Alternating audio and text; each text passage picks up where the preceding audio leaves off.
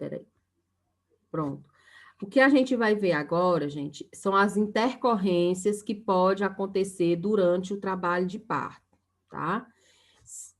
Pode acontecer outras, né? Mas são mais raras. Eu trouxe essas três que são sérias, que são graves e são mais habituais, que é prolapso de cordão, rotura uterina e retenção placentária. Vamos ver cada intercorrência dessa, né? O que é o prolapso de cordão? Prolapso de cordão, muita gente acha que é só o menino estar laçado no cordão, e não é, viu? O prolapso de cordão é quando esse cordão ele se exterioriza, ou seja, ele sai para fora pela vagina, depois que a bolsa se rompe, antes do menino sair. É isso, deixa eu mostrar bem aqui a imagem. Tá vendo? Aqui a bolsa se rompeu, né? E aí, antes da mulher tirar, antes do menino sair, o cordão sai primeiro. Isso é o que a gente chama de prolapso de cordão. Também chamamos de prolapso de cordão quando o cordão está laçando o pescoço da criança, tá? Mas são essas duas formas. É uma situação grave e ocorre comumente quando a cabeça da criança está alta e imóvel, ou seja, aqueles mecanismos de parto que eu mostrei para vocês, que a criança vai descendo, ali é um parto que acontece tudo perfeito. Mas, como eu disse, o parto normal, ele é imprevisível, pode acontecer de tudo. E muitas vezes a mulher tem contração e o menino não desce, fica alto, fica lá em cima, né? A cabeça não desce. Então, se a cabeça não desce, né? A cabeça fica alta e ela é imóvel, não desce, o que é que acontece? O cordão umbilical desce primeiro. E aí, o que é que acontece? A cabeça do menino, quando for descer, fica apertando o cordão umbilical e aí a criança ela entra em sofrimento fetal e pode até morrer.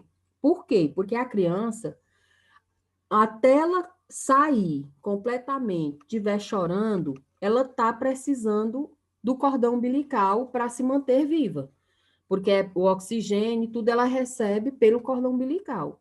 Então, se ela nem nasceu ainda e você aperta, né, o cordão umbilical, né, porque a cabeça vai apertar, vai impedir que haja circulação no cordão umbilical, aí a criança fica sem receber os suprimentos e ela pode vir a óbito.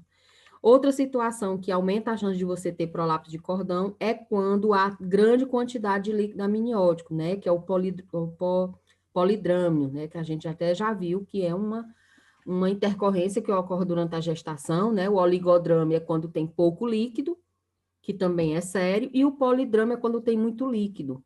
E quando tem muito líquido, o que é que acontece? Se tem muito líquido, a barriga cresceu muito, então tem muito espaço para a criança se movimentar. Então, normalmente, é até mais difícil dessa criança se encaixar. E aí, quando rompe a bolsa, na hora de descer aquele volume de líquido todo, o cordão umbilical sai junto, né? Outra situação que aumenta a chance de ter prolapso de cordão é o feto ser muito pequeno ou o cordão ser muito grande, né? O cordão, ele tem em torno de 30 centímetros, de meio metro, mais ou menos, mas se você tem um cordão muito grande, aumenta a chance dele sair antes da criança, né? O cordão curto também não é bom, porque cordão umbilical curto aumenta a chance de você ter descolamento prematuro de placenta, porque a criança vai forçando para sair, puxando o cordão, ele é curto, e aí descola a placenta antes do tempo, né? Então, quando o feto é pequeno, porque se ele for pequeno, fica espaço na pelvis para o cordão sair, então aumenta a chance. Então, é isso, gente. É isso aqui é o que a gente chama de prolapso de cordão. Quando o cordão também laça a criança, também a gente chama, né? Então, o laço do cordão umbilical fica preso entre a parede vaginal e a cabeça do feto, causando diminuição do suprimento sanguíneo e de oxigênio. Então, aqui o menino, na hora de descer, vai ter que passar pelo mesmo lugar, vai ficar pressionando aqui o cordão e a criança fica sem receber os suprimentos. Quais são os cuidados de enfermagem? Na verdade, não é nem de enfermagem, isso aqui quem faz é quem está fazendo o parto, né? Mas vocês têm que entender, porque vocês têm que auxiliar. Se o cordão que está saindo para fora você toca nele, ele tem pulsação, porque o cordão, gente, ele tem pulso. Por que que ele tem pulso? Porque o cordão, ele é formado por uma veia e duas artérias. Então, quando o sangue vai passando, igual quando passa nas nossas artérias, que a gente verifica o pulso, no cordão é do mesmo jeito. Se você tocar nele, ele está pulsando, né? Antes de você cortar. Depois que você corta, para, né? Mas quando ele está nessa situação aqui, se você toca aqui nessa região e ele está pulsando, o que é que a gente faz? A gente, por meio do toque vaginal, faz o que está fazendo aqui na imagem. Você tenta levantar a cabeça da criança. Para quê? Para não comprimir o cordão, tá? Então, por meio do toque vaginal, você eleva a cabeça da criança, com o dedo mesmo, você tenta levantar a cabeça da criança, para folgar e não ficar pressionando comprimido o cordão umbilical, até o menino ser expulso.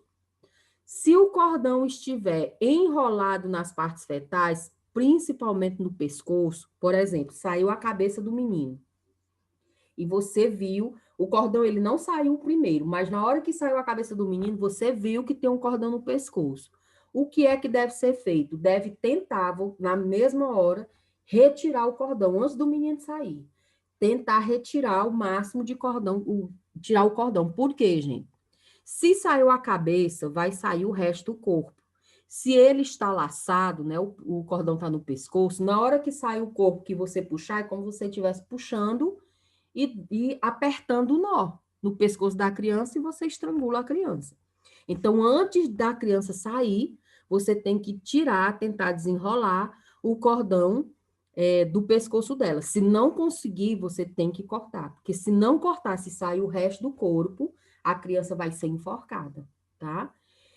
E se no caso não tiver dilatação, gente, já eu nunca presenciei, tá? Mas pode acontecer da mulher em trabalho de parto, começou a dilatar e aí o cordão sai. E está longe ainda do trabalho de parto. Fazer o quê? Se a dilatação está incompleta. Aí, gente, é cesariana imediatamente. Porque se tá já desse jeito aí, o risco é muito grande. Aí é cesariana. Outra complicação que ocorre durante o trabalho de parto é a ruptura uterina. O que é essa ruptura uterina? Ruptura, gente, é romper o útero, tá? É uma solução de continuidade. O que é uma solução de continuidade? Uma abertura que ocorre no útero durante o trabalho de parto. O que é que predispõe? Quem são as mulheres? Gente, é uma situação gravíssima. O risco de morte da mãe e, consequentemente, da criança é muito grande quando tem essa ruptura uterina. É uma das complicações muito sérias durante o trabalho de parto, tá? E o que é que faz essa mulher ter essa ruptura uterina? A principal causa é ela ter cicatriz de cesarianas anteriores. Eu acho que até eu já falei um pouco sobre isso. O que é que acontece com a cesariana, gente? Quando você faz uma cesariana, você vai cortando todas as camadas até chegar aqui no útero e você corta o útero, tá? Depois que tira a criança, essas camadas vão ser suturadas. O do útero também vai ser suturado. Só que a gente sabe, quem tem cicatriz, né? Esse lugar que teve a incisão e depois a sutura, vai ser cicatrizada. Só que qualquer lugar que cicatriza nunca volta a ser do jeito que era antes. Se você tiver qualquer cicatriz, você pode observar que a região fica mais endurecida, né? Não é do mesmo jeito. Então, o útero acontece a mesma coisa. Se essa mulher que já teve uma cesariana, principalmente não é nem uma, com uma até que vai. Agora, quando tem várias cesarianas, aí o risco aumenta mais ainda. Por quê? Porque essa barriga vai crescer, e aquela região que tem a cicatriz, normalmente os médicos, quando vão fazer cesariana, e mulheres que já fizeram, eles tentam fazer a incisão exatamente onde está a cicatriz do útero, tá? Para não ficar várias cicatrizes no útero. Mas mesmo assim, toda vez que você abre, aquela região vai ficando cada vez mais fragilizada. E aí você imagina, aquela região com cicatriz que já não tem a elasticidade necessária. Cresce durante a gravidez inteira, né? Por isso que não é aconselhável você engordar muito, a barriga ser muito grande, porque se esse menino, se está engordando muito, o menino está engordando, vai crescer tudo. E aí aumenta o risco dessa ruptura, né? Rompe, normalmente está relacionado às cesáreas anteriores, mas pode acontecer com parto prolongado ou um parto difícil.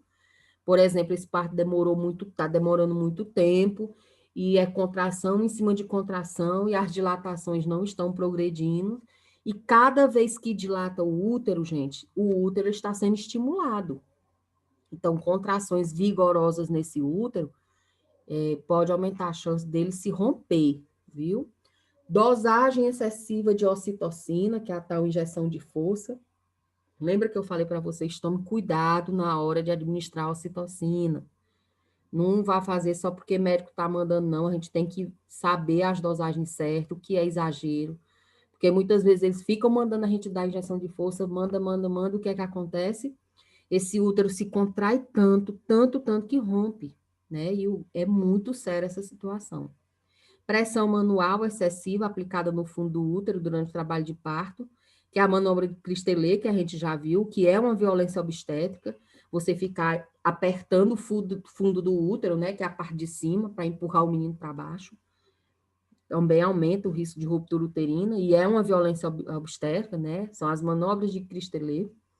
Aplicação de fórceps antes da dilatação cervical completa, que é aquela pinça grandona que a gente viu, que é um parto difícil, que você faz normal, mas com a ajuda de um fórceps, que você encaixa na cabeça da criança e puxa.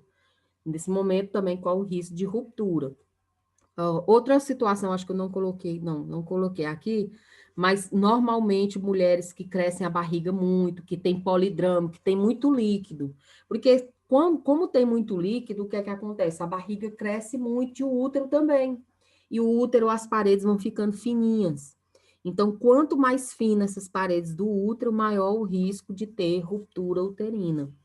Quando eu fui ter meu segundo filho, né, a diferença do meu primeiro filho para o meu segundo filho é de 7 anos, né? Então, foi um tempo muito grande. Foi cesáreo as duas. E eu engordei muito. Eu aumentei 25 quilos na primeira gestação e 23 na segunda. E aí, as minhas cesarianas foi feita com a mesma médica, né? E quando eu fui ter o segundo filho, na hora que ela tirou meu filho, que foi começar a suturar, que começa a suturar pelo útero, aí vai indo pelas camadas, né? Antes dela começar a suturar, ela veio falar comigo, porque disse que as paredes do meu útero eram muito finas. Se eu queria ligar, porque se eu tivesse outro filho, o risco era muito grande de ter ruptura uterina, porque como minhas barrigas eram muito grandes e as paredes do meu útero é fina, então corri o risco, como eu já estava com 2 cesarianas, a terceira vez também ia ser cesariana, o risco era grande. Aí, como naquela situação era uma situação que eu não tinha planejado nem nada, eu disse que não queria ligar. Aí ela perguntou se lá fora tinha algum responsável por mim, né? Aí foi lá, falou com minha mãe que estava lá, meu marido também estava lá, e falou dessa situação, que era bom ligar, porque se eu engravidasse, principalmente se eu engravidasse logo, corria o risco. Aí eles disseram que não, que quem sabia era eu. E aí eu decidi por não fazer. Então, hoje, meu filho mais, que nesse dia, ele já vai fazer 13 anos, né? Depois eu conversei com ela, ela disse que o risco era se eu tivesse muito próximo. E se eu fosse ficar grávida novamente, eu tinha que ter o maior cuidado, porque eu não poderia engordar muito. Porque eu engordando muito, a criança ia crescer e com isso ia esticar mais ainda a parede do útero. Aí ela disse, se eu fosse, eu teria que ter esses cuidados, porque correria o risco, porque as paredes do útero estavam finas. E é uma situação muito séria, viu, gente? Existe a ruptura incompleta, o que é essa ruptura incompleta, gente? Que começa a romper o útero, né? E começa a ter o sangramento. O que é que acontece? Rompe, quando rompe, gente, a mulher entra com hemorragia. E aí é complicado. Então, a ruptura incompleta, ela normalmente vai ter taquicardia, palidez, sangramento. No início, o sangramento é discreto, porque não rompeu completamente. Vai ter dor abdominal durante as contrações e não vai ter dilatação. Ela vai ter as contrações, mas não tem dilatação. Por quê? Porque o útero se rompeu, né? Ele continua se contraindo, mas a criança não se movimenta mais. É cesáreo tentar salvar o mais rápido possível. Quando a ruptura é completa, que aí já está com a hemorragia mesmo instalada, e aí a mulher vai sentir todos os sinais e sintomas de uma hemorragia, né? Que no caso ela vai entrar em choque hipovolêmico, ela vai ter sinais de choque. Qual é o sinal de choque hipovolêmico? Ela perde a consciência, taquicardia, aí depois bradicardia, palidez, fica a pele fria, né? Os sinais de choque hipovolêmico que você já sabe, né? Aí não vai ter batimentos cardiofetais. Muitas situações, quando tem ruptura uterina, tem a morte da criança, né? A ausência de contrações, o feto fica facilmente palpável, o abdômen, a barriga, ela fica dolorida, gente, de nem conseguir triscar, e o sangramento, tanto intraabdominal como vaginal. Então, muitas vezes, o problema de muitas rupturas uterinas, quando ela só está incompleta, porque muitas vezes esse sangramento, ele não sai pela vagina, e aí aquelas dores que ela sente, eles podem estar associando que é por causa do trabalho de parto. Na verdade, é porque já está tendo uma ruptura. Aí, quando sai o sangramento, em grande quantidade, já está relacionado à ruptura completa, que aí é bem complicado. Para salvar a criança é muito difícil e pelo menos tenta salvar mesmo a vida da mãe. Outra complicação que ocorre durante o parto é a retenção placentária, né? Essa retenção placentária, até eu falei lá nos períodos do parto, que a gente viu dilatação, expulsão, dequitação e período de Greenberg. No terceiro período, que é o período de dequitação, é quando a placenta vai sair. Quando é que essa placenta sai? Então, a dequitação fisiológica, aquela normal, esperada, ela deve ocorrer de 5 a 15 minutos depois que o menino sai, né? Depois que tem a expulsão do feto. Essa é a dequitação fisiológica normal. Muitas acontecem desse jeito, né?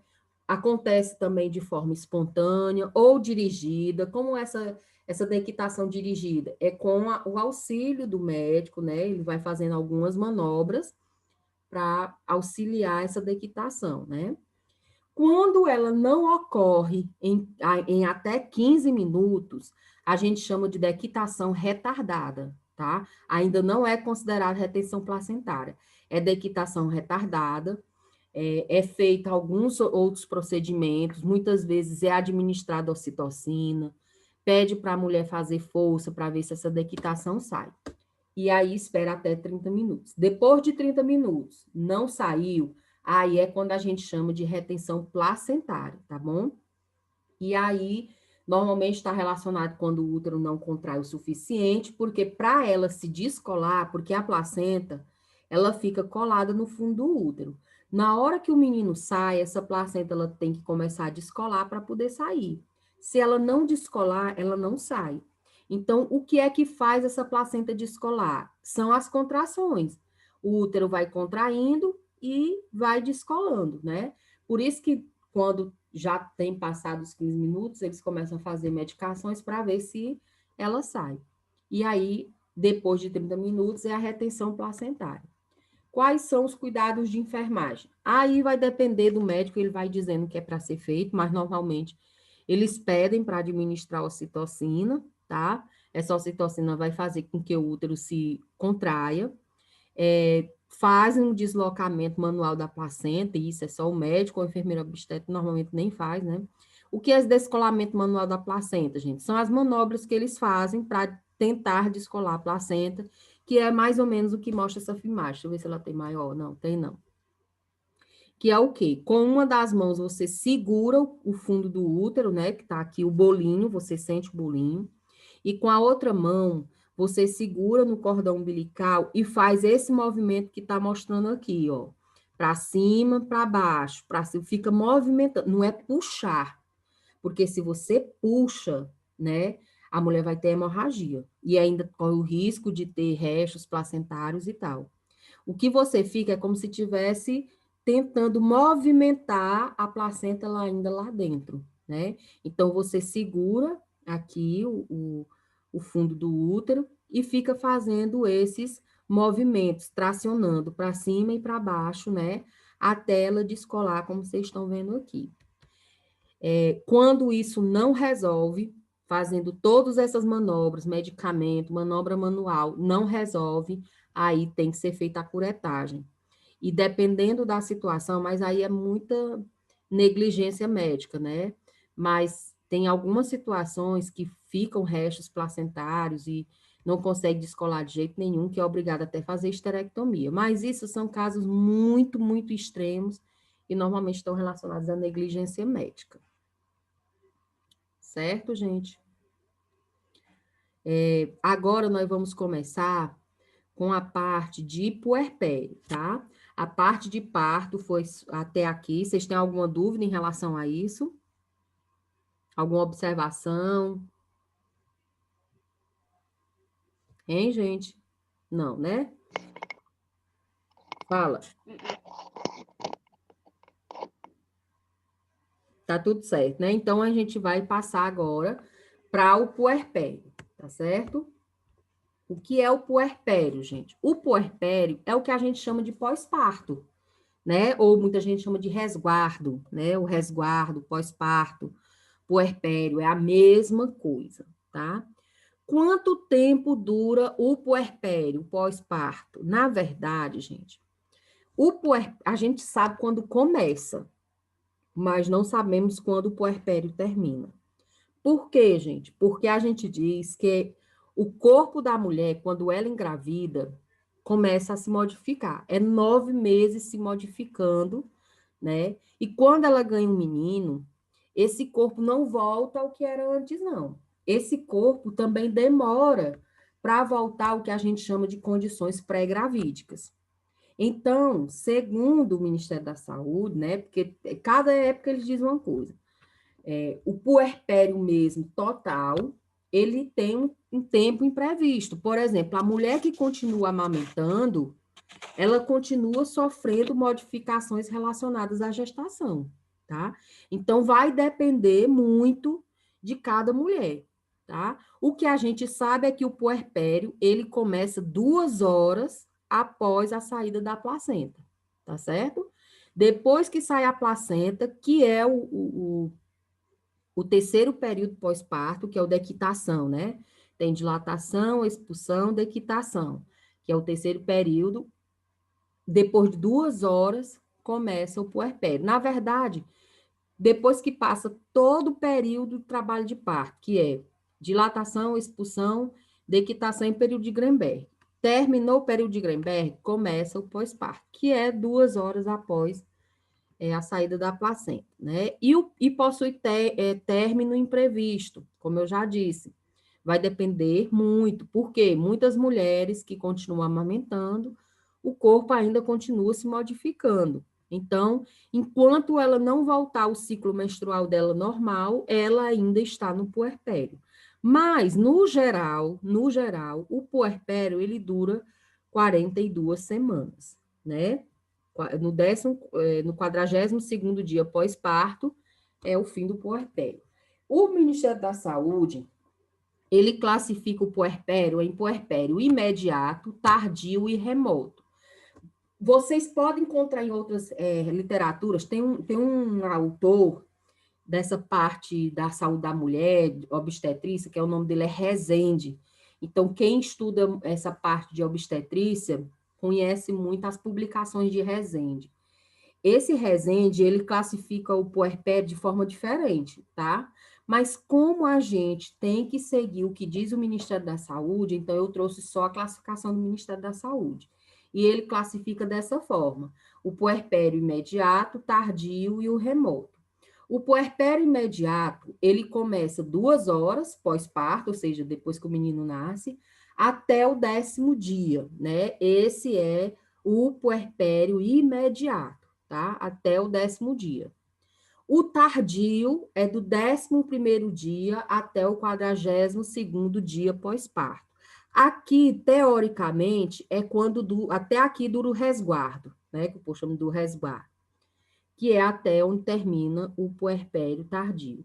O puerpério remoto, gente, só tem data para começar, mas não para terminar, justamente porque se essa mulher, depois dessa fase, não voltou o ciclo menstrual dela normal, se ela continua amamentando e o ciclo menstrual dela não voltou ao normal, ela continua no puerpério, só que é um puerpério remoto, né? Que começa a partir do 43º dia pós-parto. Então, essa é a classificação que é utilizada pelo Ministério da Saúde. E quais são os cuidados de enfermagem durante esse período, né? Os cuidados de enfermagem do puerpério. Gente, vai depender muito de qual é a fase do puerpério. Se é o imediato, se é o tardio. Normalmente, o remoto a gente não tem muito, né? Mas, normalmente, esses cuidados estão relacionados aos cuidados do puerpério imediato, que é aquele quando a criança nasce, né? Até o 10º dia. Então, é verificar sinais vitais, se ela ainda estiver na internação, observar a incisão cirúrgica, se foi feita uma cesariana. Essa divisão de puerpério não importa se é normal ou cesáreo, é dessa forma. Então, se fez cesariana, observar a incisão cirúrgica, se tem algum sinal flogístico que indica inflamação, né? Se foi feita episiotomia também, olhar a incisão. Administrar medicamentos prescritos. Como eu já disse, algumas instituições, eles utilizam esse protocolo de você colocar peso sobre o útero. Isso, gente, é depois que a mulher ganha menino que vai para o quarto, viu? Os cuidados quando você estiver lá no hospital com a mulher que já ganhou neném, né? Coloque esse peso, que é aquelas bolsas, né? Em cima do útero para ajudar ele a se contrair. Observar os lóquios. Então, a gente vai ver como é esses lóquios, gente. As características dele, quando é que esses lóquios indicam que a mulher está com infecção, quando é que indica que ela está com hemorragia, tá? A gente vai ver ainda, falar sobre eles. Observar os mamilos e orientar quanto à higiene, o banho de sol, né? Então, a gente vai observar o mamilo, vai colocar o menino para mamar, para ensinar ela como é que coloca a pega correta, falar do banho de sol, inclusive para ela expor o mamilo, porque como o menino fica mamando, o mamilo fica sensível, o risco de fissuras, de rachaduras é maior, e com o banho de sol ele fica mais resistente. Também a gente vai falar sobre, quando a gente for falar das intercorrências no puerpério, né, aí eu vou explicar melhorzinho em relação a isso. Orientar quanto à volta das relações sexuais, né? Quando é que ela pode ter relação sexual, gente? As relações sexuais, ela vai depender quando desaparecem os lóquios. Os lóquios, eles desaparecem em torno de 15 e 20 dias. Então, a gente diz, depois que acabar esse sangramento, 20 dias depois, você pode voltar à relação sexual. Na verdade, é 42 dias. 40 dias. Quando acabar o puerpério tardio, né, que é com 42 dias, ela pode ter relação sexual. Aí diz, professor, e quando é Se ela tiver cesárea? relação sexual antes. Oi? E se ela tiver relação sexual antes de acabar? É isso que eu vou explicar. Professor, e Ah, essa recomendação serve tanto para cesariana como para parto normal? Serve para os dois, gente. Sabe por quê? Por que que no parto normal